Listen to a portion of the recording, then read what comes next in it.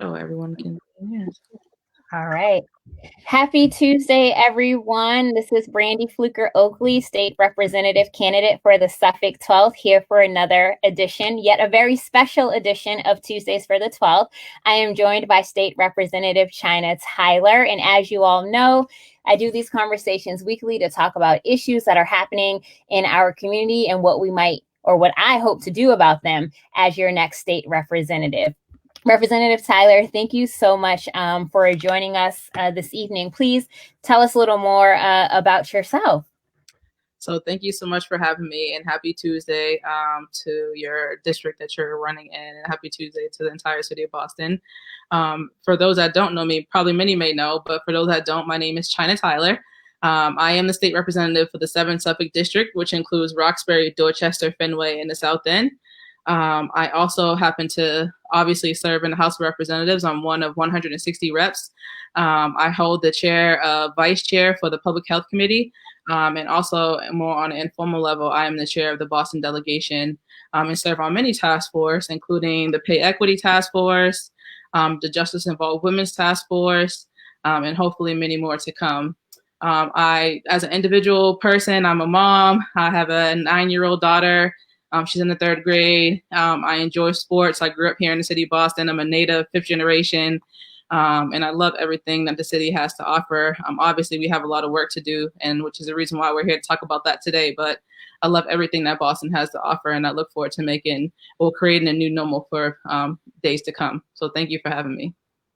That's great. Thank you so much, Rep. Tyler, for sharing a bit more about yourself and the wonderful work that you continue to do in and throughout our city. I actually want to pick up on something you just shared about being a 5th generation Bostonian. I know that as a member of our legislature here, it's my understanding that there are 13 electeds of color in that entire 200 member body. And I would love to hear more about how your experiences in Boston have shaped your leadership at the State House.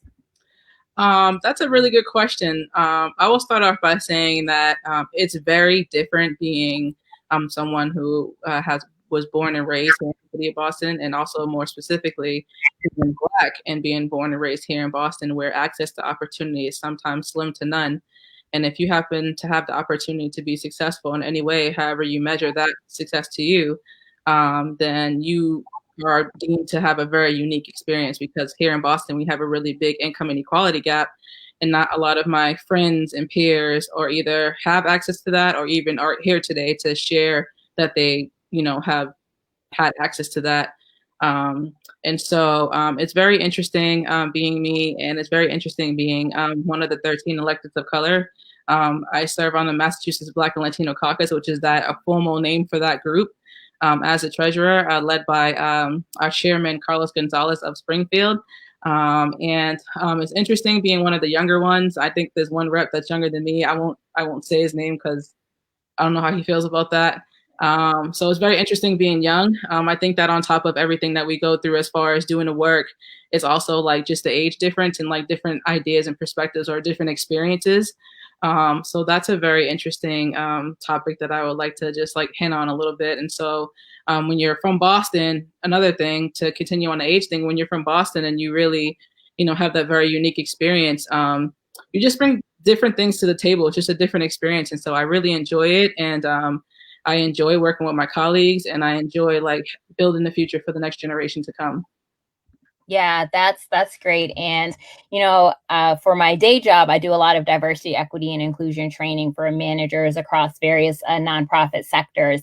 And one of the things that we often talk about is the beauty of diversity is not so much about having many people who are of different colors or religions or backgrounds, but that their actual lived experiences is what makes our end product, or in your case, the laws that we legislate for our communities, even stronger and even better. And so we are so grateful and glad to have you in the seats and positions of power that you hold in that body for all of us in the Commonwealth. Thank you, and it's a pleasure to serve, and I'm super honored that my constituents thought that I would be the best representation in the House of Reps, and so I'm honored every day. And if there are folks out there watching, listening that don't know what a state rep is, they haven't met me before, reach out to me because I want to get to know you and I want to hear about how we can make a better Boston for you and your family as well. Yeah, that's great. Rep Tyler, so as you know, I'm running for a state representative in my district here, the Suffolk 12th. Born and raised in this district. It covers most of Mattapan and then parts of Dorchester, Hyde Park, and Milton as well. And this race is actually the most contested state rep race that we have in the Commonwealth this electoral cycle, with 4 of us in the race. And I'd love just to hear you share a little bit about why this race matters to you and your role in it. Sure. So first of all, I want to say to every candidate who jumped in the race for any office throughout the Commonwealth of Massachusetts, first of all, congratulations, because it is a big deal to step up and want to run for office and take on that initiative. People will appreciate that just from the beginning. So that's what I want to say first. Second, so I'll just jump to my role in the race and just announce to the world that I am formally endorsing Brandy today in her race for the 12th Suffolk District. And this is very, very important to me to see other Black people or other women of color in general in the State House. Like I said, or like Brandy mentioned earlier, I'm one of 13. And so the more opportunity that we have to have representation that, kind of is in touch with the heartbeat of the community in which it represents, we definitely would appreciate that with the overall mission of moving the Black and Latino caucus forward. And I'll talk a little bit about like why some people may endorse just because they endorse and it's just political, but for me, it actually means something to me. And the reason, speaking to the audience, the reason why I'm endorsing Brandy today is because we had an actual opportunity to work together during my first year as a state rep. I was 27 years old.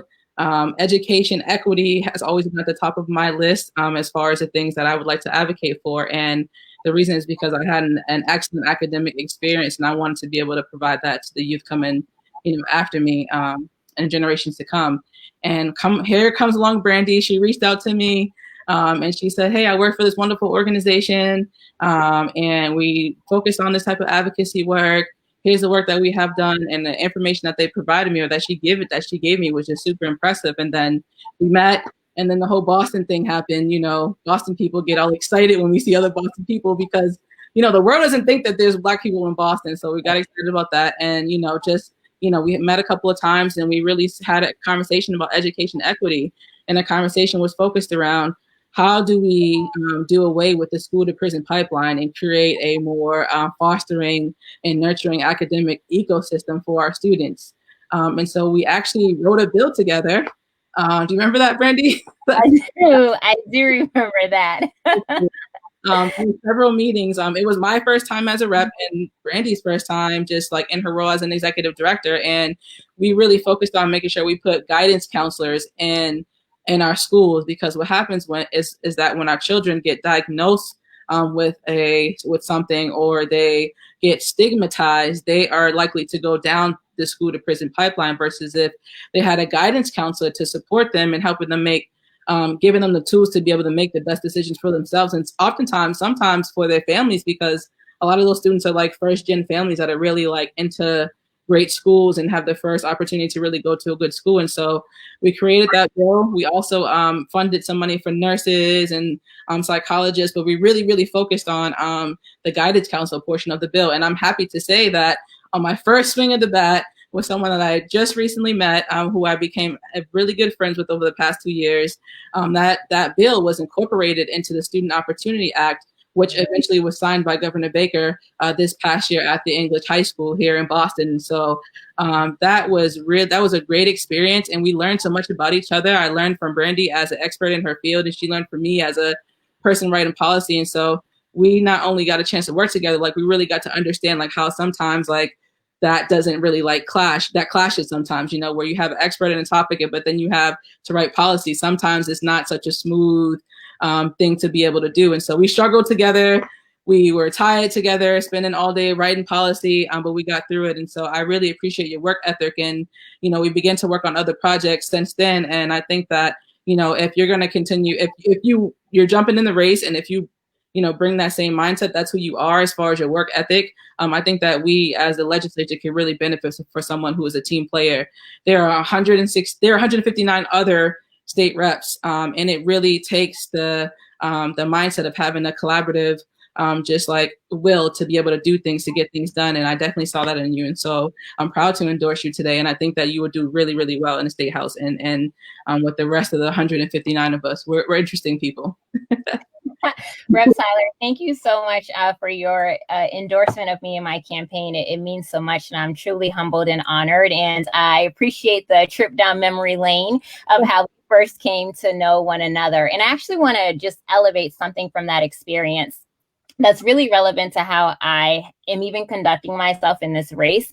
I often say that I'm all about bringing partnership, persistence, and tenacity in order to get results for the Suffolk 12th. And one thing that I saw in you as we were writing that piece of legislation that was ultimately incorporated into the Students' Opportunities Act is how every time we thought about an idea based on the data or based on what might have been happening at the State House, each of us went back to our constituent groups to get their feedback and to get their input. And I know for so many residents, they might feel as though the State House is like this lofty place downtown where they can't really access. And I just love to hear you talk a little bit more about your commitment to really including your residents and your voters and your constituent base in the process, because that's certainly something I intend to emulate should I secure this seat as the next state rep of the Suffolk 12.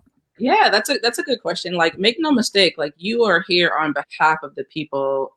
I am a state rep on behalf of the people, the 7th Suffolk district. So like I am only one vote for me, Chynah, as an individual before I become a state rep. So you have to understand that people are depending on you to do the right thing. Like people's votes matter, like votes matter, and everybody should feel like their vote matters. And so it's very, very important to be able to focus on understanding that you have to, really know the pulse of your community and understand the issues and what brought forth those issues in your community. And so the legislature is always busy. Like we're working extremely hard. Me and my colleagues work really hard every day. And when issues arise, if there's some issues that I hadn't discussed with one of my constituents before, or just hasn't really been brought to the table, I'm not really sure how folks are feeling.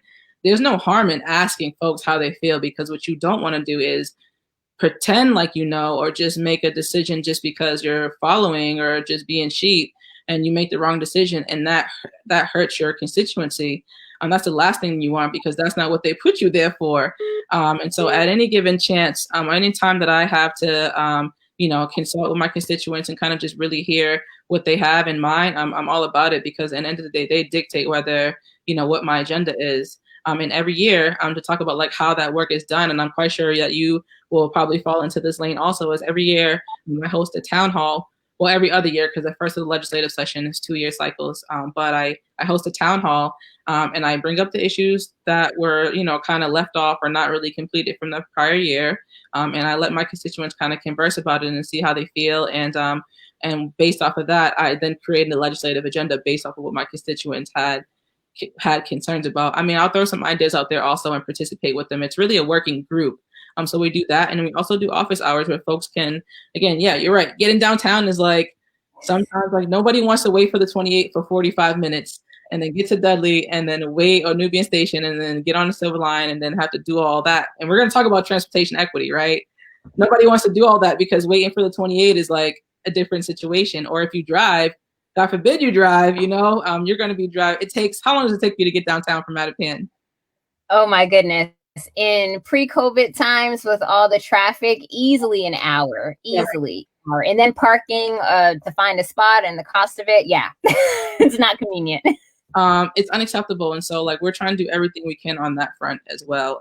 And just being available, meeting people where they are. I mean, we have Boston is like aging. So we have a lot of seniors, we have a lot of youth. Maybe their parents say you can't go downtown. My mom used to give me like, geographic boundaries of where I could and can't go as a youth. And then you have very young people who, you want the kids in the house before it turns dark type of thing. So you have to really meet people where they are. And you're talking about working people, like in the city of Boston, communities of color, like are mostly working people. They own homes, they are working people. So we have to meet people where they are and be convenient and flexible around them. And so it's really, really fun, because it just makes your work so much easier. And when you go out there in a community, people really appreciate the work that you bring forth if you just be consistent and work really hard. And I definitely know that you'll bring that to the table. I know you've been out there, right? Tell me about that.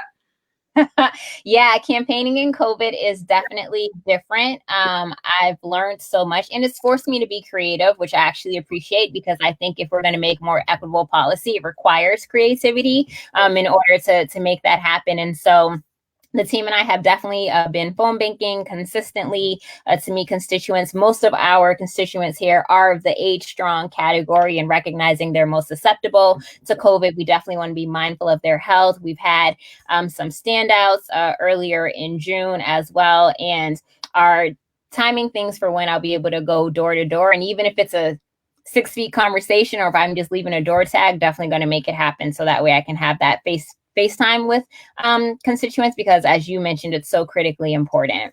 We're from Boston and we love sports, so that's a good hustle. Yeah. Definitely, definitely.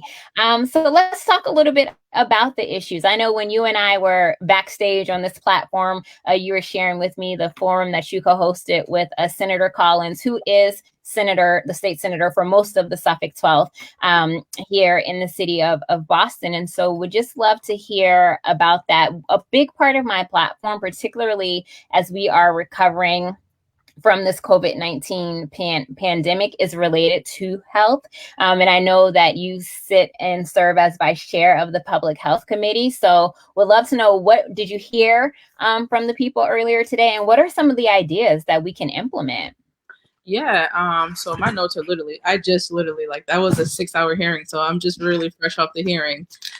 So one thing that, so first of all, I'd like to say to Senator Collins, he just had a baby, and all the Boston delegation knows I send them gifts when their babies are born. So congratulations to him, and also Dan Hunt. They both just had babies. So we have two junior Boston delegation new members. And so it was an honor to be able to have him and steal him away from his family during this time, to host a hearing on, like, what does an equitable recovery look like for the city of Boston, knowing that how wide the income inequality gap is here in Boston. And there were a wide variety of folks who spoke. We had former electeds, we had some executive directors, we had community members, we had folks that are on the grassroots level. I mean, we had a little bit of everyone, and they gave some really, really interesting testimony. Let's see, who gave some interesting testimony? I mean, a lot of the equity was around equitable conversation was around economic and development, and that, that the average Black family on average is, the net worth is $8 versus almost 50 times that white family. And so what do we do to what can we do as a collective, moving forward to make sure that that dollar raises net worth for the average Black family who, history-wise has contributed so much to the city of Boston just as Black people. And so we spoke to a bunch of economic and development groups. One group in particular, the Black COVID-19 Coalition, made up of a bunch of Black organizations that joined forces. And one of the big things that they spoke about, there were 2 points that I thought was most important, and I think that all the rest of the groups that spoke would agree, is that, before, what was happening was unacceptable. I mean, we have some of the largest disparities in healthcare and housing and education. In any issue area you think of, Black people are at the bottom of the totem pole as far as numbers, and then more, and even worse, if you happen to be a Black male. And so, how do we make sure that our group or our ethnicity as a whole moves forward? And so they spoke about what we can do on the workforce and development front, and just really just access to opportunity, which is kind of the theme of today's testimony, and just really providing a lot of access to opportunity. And so as we create a new industry in the marijuana industry, and what can we do to make sure that the industry right now, the workforce is 75% white male, what can we do to change that moving forward? Since, not too long ago, we were the ones negatively affected by the war on drugs. And so a lot of access to opportunity, because, once you give folks an opportunity, they want to do it, like they want to participate, but it's just really hard to kind of fill out the paperwork, or even for healthcare too, like filling out the, paperwork for a senior for Mass Health is 20 pages. How can you expect a senior to get through that? Like, that's just like not reasonable, So just creating a lot of access to opportunity, and we're going to look forward to funding a lot of different programs moving forward. One of the bigger programs I'm excited to work around is youth jobs. And how do we do that creatively while keeping people safe during COVID, and getting them out there and getting them like good jobs that, that'll really teach them something. So that's one I'm excited to work on. That's awesome. Thank you so much, Rep. Tyler, for sharing that synopsis.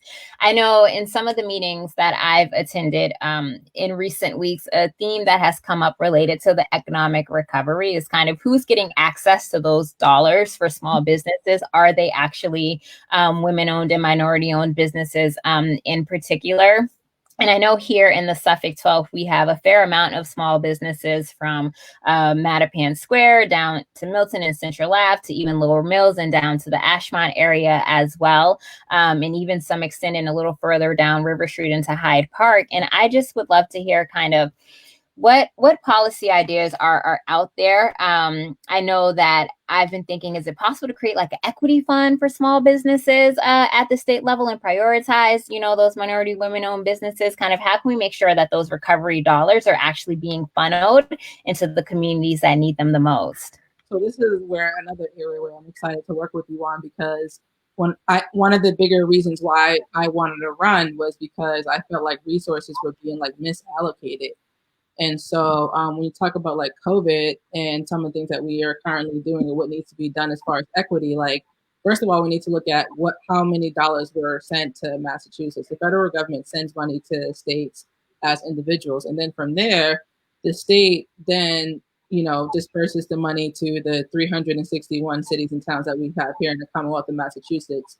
And of the 360 something cities and towns, we have gateway cities, which are majority minority, more than likely over 100,000 people: Boston, Lowell, Springfield, Worcester, Haverhill, Fall River, those areas that have majority minority people. And so when you're dispersing those funds, you have to be very cognizant of, you may need to spend more money in a particular area because you had folks that had these pre-existing conditions prior to a pandemic, and a pandemic just simply exacerbated whatever the issue topic was.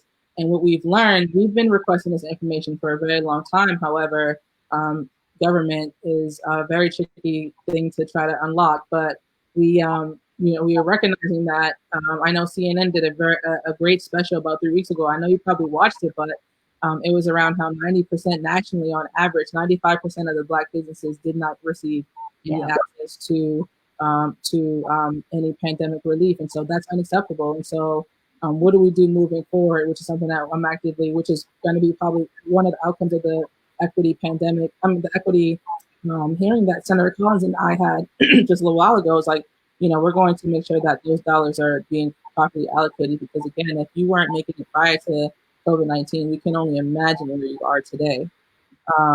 So I do actually want to shout out the city of Boston too. They put together the COVID-19 recovery fund. And they pretty much took it upon themselves to disperse money. Not they, Mayor Walsh and his team took it upon himself to raise money on his own accord and disperse it to the businesses that he knows that needs it. So we had a lot of folks that gained access to those funds and also got a lot of PPE, which is what a lot of us elected officials had dispersed. And so I'm thankful for that. And we're going to make sure that we're on top of the ball. I mean, we have been, but when you have to wait till numbers come out, and this is like the second or third month during the pandemic, and we're not really happy about what we see, but we're committed to making sure that, the new normal is in everyone's favor and it works for everyone, not just, one specifically for folks. Yeah, no, that's great, Rep. Tyler. I'm excited to hopefully partner with you on that and to see what we can do to really make sure that our communities recover equitably from this unprecedented pandemic that so it'll be available for you to jump on for sure. Definitely. Rep. Tyler, I just want to shift gears a little bit. As you know, my background is in public defense here in the Boston Municipal Courts and also education.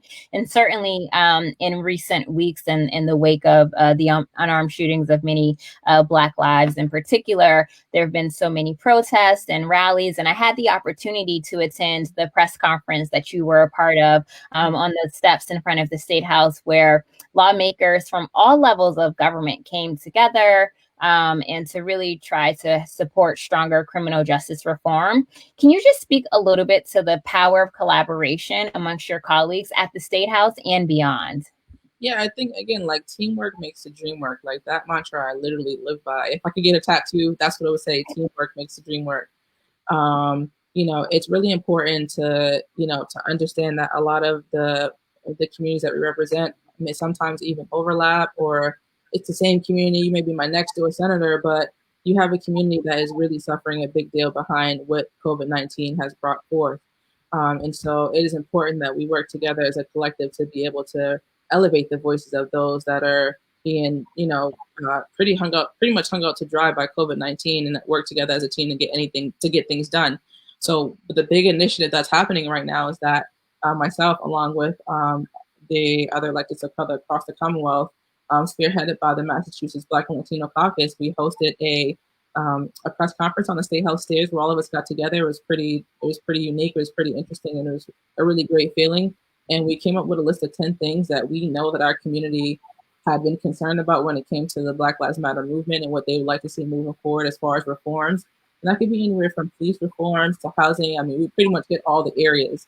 And as a state collective, so we had groups from the federal government, we had groups from the state level, and we had groups from the city level. So as a state level and as state reps and senators, we got together, and right now we're working on trying to bring forth the fruits of like those, excuse me, 10 commandments. And so we're working on policy around civil service tests. And again, access to opportunity for Bostonians that live here, that want to work here, and that probably would be great police officers and firefighters, but it's very, very hard for them to get on these forces. Or access to opportunity for the hiring for example, civil service tests. Like before you even get to the next point, like you could be the most in shape, most fit person, and also be the smartest person, but and score 100 on the test and may not make it. So the hiring process needs some tweaks. And also a big issue topic that we're discussing is the use of force. And at the end of the day, people. Someone during the hearing, I just wrote this quote down. I don't remember who said it, but said that you're innocent until proven guilty. And so when you use force on someone that you're trying to arrest or detain, like that person is innocent until proven guilty. And so did you really need to choke that person? Did you really need to put a knee on that person's neck? Like that is just a bit extreme if you're arresting someone for example, George Floyd for a $20 bill. Like that is just excessive, and it shouldn't happen. And I don't think that if you have the ability to be able to do that, we also established a licensing board where if you're pretty much a police officer, you have to get a license, and if you jeopardize that license in any way or do anything outside your job description, what you were shown to do, then your license would be subject to be taken away. And those things just create accountability, and those are some of the things that we need. I mean, we have some really great officers out there. I have family members who are police officers, and I love them dearly. And they do very well, and I hope they're safe when they're out and serving. And then you have other officers that just don't really understand what it takes to be able to serve in Roxbury, Dorchester, and Mattapan, and that's where the issue begins to come in. And so we're talking about like equity training. We're talking about how to how to police in Boston type of training. Like you should know the demographic that you're serving before you get out there and serve, so that it won't be a combative situation. And one last point I'll make is that our community has had a negative history of relationship when it comes to authority. And just a couple of months ago, we tried to do a bill that was to allow that we collect data on every stop that any officer makes, and it wasn't very popular. And I fought and fought and fought for that, and they wanted to collect data on just when you get a ticket, but just having again being a Black person from Boston and having an experience, like that if you're probably going to be harassed, you may not get a ticket. Like, that's just the reality of what we're coming from here in Boston. And so we want to make sure that we're covering everybody and just creating more accountability measures. And we weren't successful, but we're definitely going to refile again next year and see what we can get with that, because we just want to make sure that folks also feel safe. And the reality of it is that Black people don't feel safe. Most Black people don't feel safe when it comes to calling the police, and sometimes they choose not even to call the police and put themselves in danger, just with that not like negative interaction in the past. And so we're trying to change that. Last year we did a really, really big bike ride for peace. It was one of my favorite events, and we had the youth come, and we had Boston police officers ride with them, and they, most Black boys, I talked to a lot of Black men groups, and most Black boys, they love riding their bikes. And they're super, super talented. They're like BMX riders. They can get paid millions of dollars, but when you're saying, oh, you can only ride in this area, or you restrict it, or we don't want bikes on our streets, or you're kind of restricting them from doing what they love, then that just kind of puts them on a pathway to a non-positive route, and just kind of taking away access to opportunity. So we're just trying to open that up for everybody. Yeah, Rep. Tyler, thank you so much for sharing that. And I definitely want to thank you and all the members of the Black and Latino caucus. I've had the opportunity to review that 10-point policing reform plan, and I definitely support it, endorse it, and will do my part to try to make it a reality for us here in the Commonwealth. And the other things I've been thinking about, particularly given my experiences as a public defender here in the city of Boston, is what would it look like to create a House committee that's specifically focused on racial equity and combating discrimination. Also, having police body cameras at all times for local law enforcement, but also the state police as well. And definitely thinking about, to your point, limiting those interactions with law enforcement that have the potential to not be positive or to end up the way we've seen so many others in recent weeks and over the years? And what would it mean to introduce legislation that makes making a false race-based accusation to law enforcement a hate crime? Thinking about, the incident that was publicized in Central Park of the Black man, Mr. Cooper, who was bird watching, which is probably amongst the most benign thing any human could ever do. And then Amy Cooper, who I guess felt affronted that she was being asked to actually pick up after her dog, threatened to call the police, act like she was distressed or scared, knowing that there was power in her weaponization, as a white woman, to call law enforcement on him as a Black man. And I just think about taxpayer dollars, because I'm a taxpayer, you're a taxpayer, all of us, who are watching this pay our taxes, and we know that our resources are limited, and making sure they're being used in the best way. And that doesn't seem like the best use of the dispatcher's time, certainly if law enforcement were to be sent out in instances like that. And then also the impact and potential deadly impact in some cases that it could have on the person who's being accused. So definitely thinking about how we can make such instances illegal and rise to the level of a hate crime to dissuade folks from trying to leverage that, if you will. Mm-hmm. You hit on like the most three interesting points that I like to talk about when it comes to the Black Lives Matter movement. First, you talked about, what can you do to try to create a group that focuses on racial equity. And when you become a rep, you have the ability to put together whatever type of task force or a small caucus of groups that have similar interests. And if you guys want to work together on a bill, again, teamwork makes the dream work. That's pretty much how it works. That you have to work with folks to be able to get anything done. So you definitely will have ample amount of opportunities to do that. And I think the cool thing about being a rep is that you can do that for every issue area and every topic that you ever can think of. There's someone else that thinks the same way you think. So it's a very, very interesting career field, but it's well worth it because you learn so much through others. So that's the first thing I would say. And secondly, on the body cam expansion into all officers at all times and state officers, and what does that look like? That was one of the pieces that was discussed as far as what the reforms look like, police reforms moving forward. And what I can say about that is that accountability. So body cam is just a measure of accountability. You could have someone reporting at all times on all stops or what have you. And we're all about accountability, and we're trying to make sure that we do whatever we can to make sure that folks feel safe. I mean, the reason why that camera or that body camera is even in place is because the person that is on the other side of that camera doesn't feel safe. And so we need to be able to put something in place to check and balance to make sure that those people do feel safe. And folks really shouldn't feel like that. And if that's what it takes for folks to feel safe, then like we're all about it. And so, and I've never been opposed to the body cams. I just want to make sure that folks feel safe and when they do call 911, because you should. There's some folks out there that do feel safe when they call the 911 in any ways. And the reality of it is that most folks in the Black community don't. And so talk about equity. What do we do to be able to change that lens a little bit? And the last point that you mentioned on was about false reporting. That is something funny enough that Senator Collins and I spoke about. Speaking of him in the equity hearing that we had. And the reality of it is that there should be a consequence for folks that use that is willing to put someone's life in danger. Like this is a life and death situation with a false report.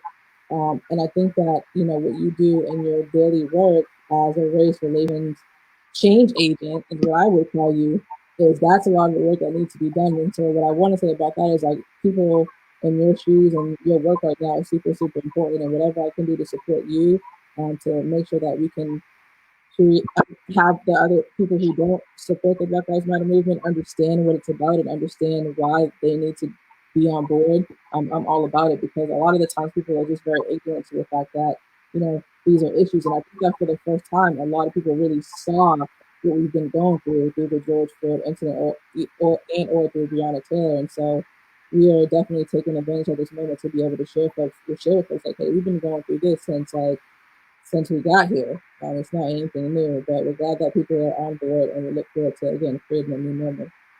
Yeah, Rep Tyler, I appreciate that so much. And two things you said resonated with me, and then I'll move to close us out. One is I appreciate you naming the work I do now, because earlier in our conversation you talked about meeting the people where they are, and certainly as a race equity inclusion facilitator, that's all I do is meet people where they are and have conversations and listen and learn and try to figure out how we can move forward. And also, teamwork makes the dream work. Believe it or not, when I was in college, a group of us were student interns teaching at a New York City high school and teaching their like public policy course. And every group of interns had to paint a mural on the stairs. And our mural was teamwork makes the dream work. And we had 4 puzzle pieces and each one had each of those words. So that's certainly a mantra that I've been living and executing for over 15 years now. And so to hear that as something that you live by gives me hope as I seek to lead my community, work in partnership